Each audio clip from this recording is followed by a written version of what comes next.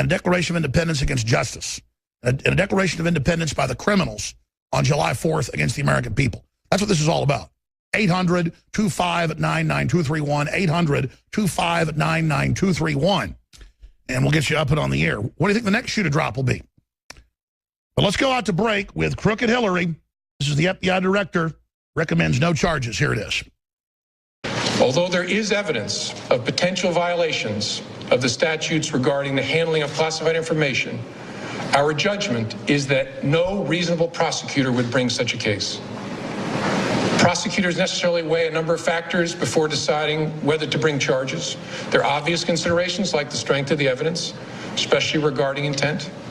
Responsible decisions also consider the context of a person's actions and how similar situations have been handled. All right, that's enough. Let's go to break.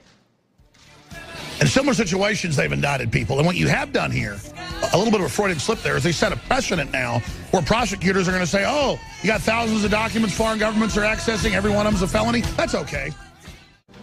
So the world really is divided into two different groups of people. Those that are informed and those that are uninformed. And there are some people that are informed that are trying to build a free, open society. There are other people that are informed that are feeding on the groups that are not aware of what's happening. And it is the arrogance, it is the fact that so many ignorant people are willfully ignorant and like to be ignorant, that really is our downfall overall. And there's videos up on Infowars.com where the majority of Americans out on the street in California think the United States is 2016 years old. They believe that years go forward from that point, not the birth and death of Christ. We have videos, 4th of July, where people don't know how many stars are on the American flag, and they don't know why.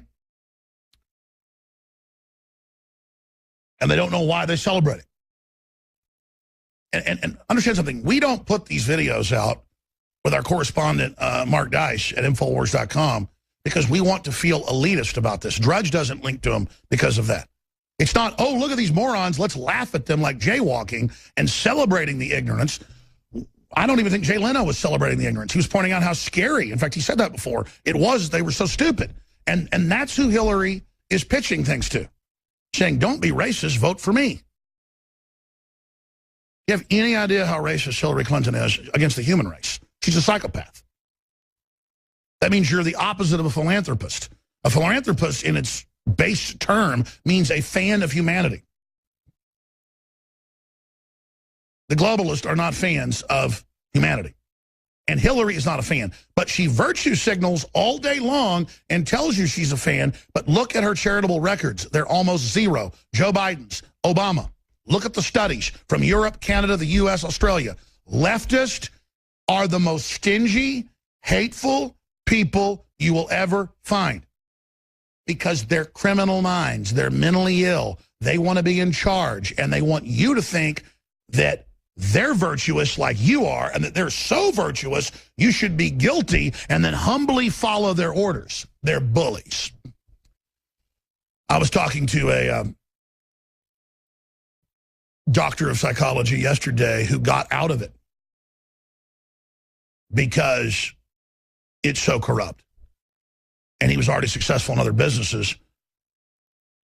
And he just said, no, it's totally now claiming someone's been a bully so you can reverse roles and be a bully against them but feel good about yourself.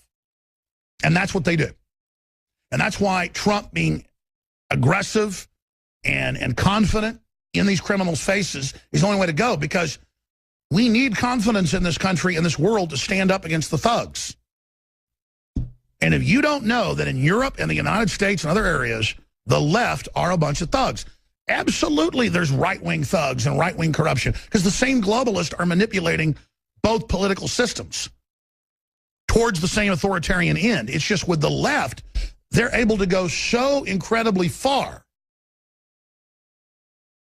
because it's a cult. The constituents of the mindset just lazily want to feel good about themselves, decide they're the good guys, and everybody else outside of that is the bad guys. They're the most insular, believe what they want to believe, ignorant group of people you can imagine. I mean, I really try to disprove my ideas. I really try to talk to other groups, and I really try to understand things, and I really am open-minded. I'm a libertarian. I'm a real liberal, and I'm very offended by the modern fascistic left. I really am. And I just wonder how bad it's going to get in the next administration, because I thought Bush was bad. Boy, I thought he was bad. And then every real liberal out there, whether it be somebody like, again, a Jonathan Turley, constitutional lawyer, or whether it be somebody like Camille Paglia, I mean, countless others say, oh, no, they have the Green Party. Oh, yeah, Obama's 3 to 10 times, depending on who you hear from, 3 to 10 times worse than Bush. And they have metrics and studies showing this. Turley said he was 3 times worse like 5-6 years ago. 3 times worse. That's a conservative estimate. 3 times worse against the press and against whistleblowers and against the economy and crony deals and big corporations giving money, and then the government shuts down their competition as the country falls apart. I'm going to go to break. I'm going to come back and play the clip where the FBI director goes through all the bad things Hillary did but said there's no evidence. Play a few other clips talking about how her server was hacked. And then we're going to go right to your phone calls. Jerry, Nick, Brady, Robert, Kenneth, and many others. Toll-free number to join us, 800-259-9231. By the way, people see the urgency. They understand what's going on, and they responded. So thank you for the support. Thank you for supporting yourselves. Big success with the July 4th mega sale on all the different preparedness items, from storable foods to Survival Shield X2 Nascent Iodine to heirloom seeds to water filtrations, you name it, 20-40% off. I'm extending that right through the week, the Independence sale. We're on the march. The Empire's on the run. Infowarsstore.com. And nowhere in the news did they say that it was Islamic terror. Most places didn't even say ISIS. They report that Istanbul, formerly Constantinople, basically has no tourists there now. And no one ever says it's Islam. It's Islam on a giant jihad march worldwide. When you look at what's happening in Europe, I've got stacks of news articles here. Mainstream news where they admit multi-1,000% increases in rapes in Germany, Sweden, France, and other areas. And the police on record are ordered to cover up that it's Islamic. Almost all of it. Then they have Swedish ministers come out, I have an article here, and say it's the fault of the Swedes that when the Muslims do it, it's not really a big deal. It's bad when Swedes do it, even though Swedes basically don't rape. Leftist politician, it's worse when Swedish men rape women than when migrants do. See, that's the upside-down world where, oh, we have a multi-1,000% rape epidemic, the capital of rape now in Europe. Oh, let's just blame the Swedes. Remember the Green Party came out and blamed German women? And the mayor of Cologne blamed the German women? Well, you shouldn't look so sexy, sweetheart. Swedish women now, the police hand out bracelets that say in Swedish, "Don't touch me." You can't make this stuff up. And they are, in the Idaho case of the little girl that supposedly got sexually assaulted, the police have come out basically under orders from the city council and said, well, we were told to keep all this secret, but there was an assault. It was sexual, but it wasn't rape. And there were 3 teenagers involved, or led by 1 teenager. And most of it's true, but the Washington Post said InfoWars is discredited because we linked to a story that basically turned out to be accurate.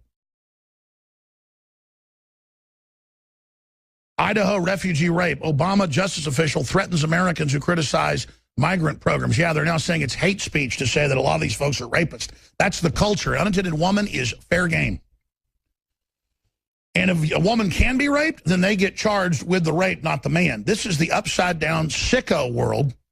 And they had the Washington Post and others over the weekend, countless articles saying that we are that we created the story and that we were wrong. But then when you read the article, it admits that we were right. But we didn't create the story. 20 girls molested in new Cologne-style attacks in Swedish Rockfest. That's a new one from Friday. That's RT reporting that. They'll probably have the Washington Post say it's my fault, too. They'll just say it's not true when it is, and then say, I said it when I didn't. I'm looking at Drudge, Syrian refugee, raped little girl at Knife Point, Idaho. All false. And that's the police chief. Then it goes into blaming Drudge, goes into blaming InfoWars, because they go, oh, they were from Iraq and Sudan. But that's what they call all the refugees now, is Syrian. They are refugees. They were brought in. They were brought in by the feds. And then you call them Syrian. We're the ones that explain that almost none of them are Syrian. They've been letting less than 1% Christians in, when Syria is 20% Christian. Now there's a new statistics out that, well, some of the newer groups, 3% they're letting in because of pressure. So see, that's how the media works. They put the lies out. We expose them. They double back to their own lies like a dog going to its vomit and then say that we're wrong because they're refugees, Muslim refugees from North Africa, Northeast Africa, and Iraq.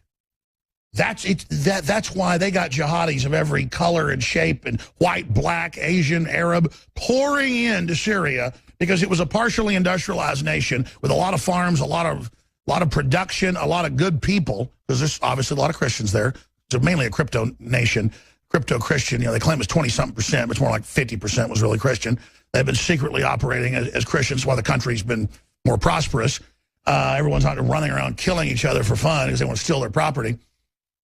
And so now it is a burgeoning, growing country until this whole invasion began. And then now that the Syrians have been beating them, they got the jihadis can't go back to their home countries. Saudi Arabia won't take them. Sudan won't take them. No. So they go through Turkey and Ergun and come to Europe. And I'm going to stop there and go to your phone calls. Vermont town debates welcome for 100 Syrians as Trump pushes ban. And by the way, that's Bloomberg. When you hear there's 100 coming to your town, 10 times that. That's been the metric in Europe and here. I'm going to explain this very, very slowly. They also claim that we claim in the Washington Post that the numbers are much higher. They did the same thing in Europe where they'd say it was 100,000 a year when it was over 1 million a year. And Obama claims it's under 100,000 when, ladies and gentlemen, it's tens of thousands in Austin, Texas alone, hundreds per school this year. Over 230 in 1 year to the high school I graduated from in Northwest Hills, a smaller high school. I called other high schools. So did my other reporters. Every high school is jam-packed with Syrian refugees. They're not Syrians, most of them. And most of the refugees aren't children. Most of them are military-age men. So if my high school of something like 1,500 students just added almost 200, it was 232, I think. They just added that. Imagine how big these numbers are, ladies and gentlemen. I mean, the numbers are staggering.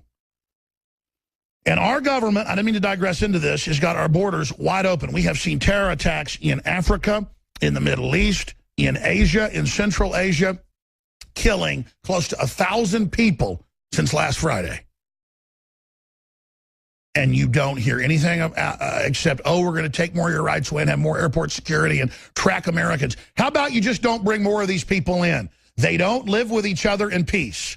It's not like we're bringing in Iraqi physicist professors. It's not like we're bringing in, a Persian scientist or something to go to our universities or to be professors. Sure, you can bring folks over that are leaving that and don't want to be part of it and have denounced it. Bring the Christians, bring the real political dissidents, bring the Muslim heretics in who don't want to be under radical Islam.